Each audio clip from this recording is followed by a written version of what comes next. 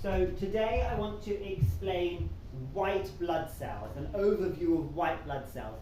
I find in university when they explain this, they give you so much information, it's a total brain overload and you learn nothing. So the aim for this is to give you the highlights, give you the main characters, give you a template so that then you can build off that. So let's get going. The medical posh word for white blood cell is leukocyte. Leuko means white, cytes mean cells, white blood cells. So you've got two categories. You've got granular cells and you've got agranular cells. So granular cells just means that visually there's lots of these little grains, little granules in the cytoplasm, and agranular, the prefix A, means it doesn't have them. So what we're going to do is we're going to explain first, we're going to leave that, we're going to explain the granular cells first. So you've got three main players. You've got eosinophils, basophils, and neutrophils. These words look crazy, but they're actually very logical. In order to look at a white blood cell underneath a microscope, if you're looking at it on a slide, it needs to be stained with a dye so that it shows up as a colour. And that's all this is describing, is what it looks like, what stain it takes up, what stain it likes. The suffix "phil" just means like.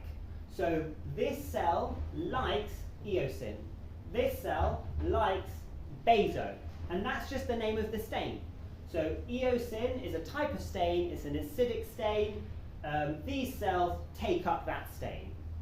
This baso is the base stain, so you know you have an acid and a base. And this cell will take up the base, and that's how you identify it under the microscope. And then neutrophils, meh, they're a bit like meh, no, neutral, pretty neutral. They like neither, so they're not fussed. So all it is describing how they look under a microscope. Now, you can immediately forget basophils. No, they exist, but other than that, to be honest, at this stage you don't need to focus on them. Eosinophils and neutrophils are your two main players, and what I'm going to give you is a tiny little bit of what they're involved in. The eosinophils are involved in parasites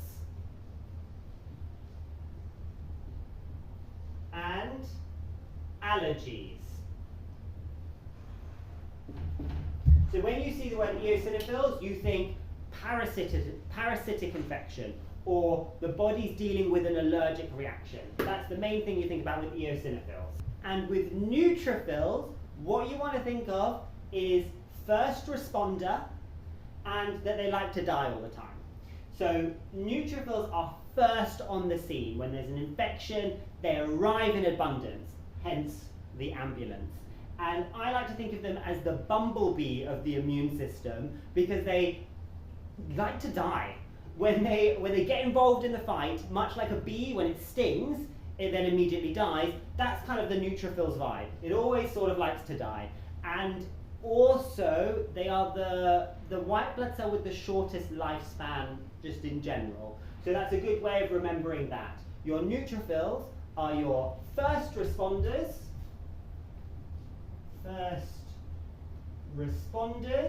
to an infection, and they are the bumblebee of the immune system because they be dying. Okay, on to your agranular cells. So broadly there's these two types. You have your monocytes and your lymphocytes. And at this stage it's just important to be able to categorize them. So monocytes and lymphocytes.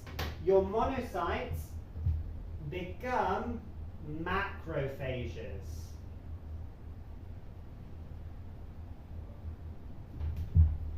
A good way to think of this is it's called a monocyte when it's in circulation, when it's running around the blood, and when it gets into your tissues, it's called macrophages.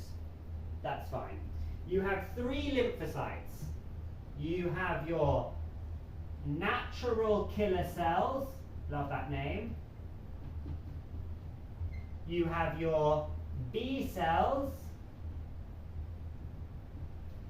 and you have your T cells. So it was important to categorize our white blood cells to know what the main players are of the white blood cell realm, but it's also important to know how they behave. And the body has two broad responses to an infection, two broad ways of reacting and behaving. And they are called non-specific and specific. We will start with specific.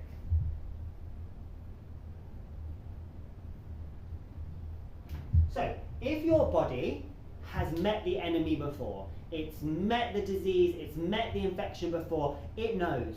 It knows what's going down, it knows what's going on, and it knows the best way to fight that. So it will respond with a specific battle plan. This specific battle plan involves these cells here, B cells and T cells. This is also called, rather unhelpfully in medicine, they always seem to name things more than once, but this is called adaptive. Adaptive. So if you see someone say the adaptive immune system, the specific immune system, that's what this is referring to. It's I've seen the infection before and I'm going to react in a specific way because I have adapted to this foe, this enemy in the past. If you do not have, let me see if I can find a pen, if you do not, the body has not met this illness before, first time meeting the illness, this is called a non-specific reaction.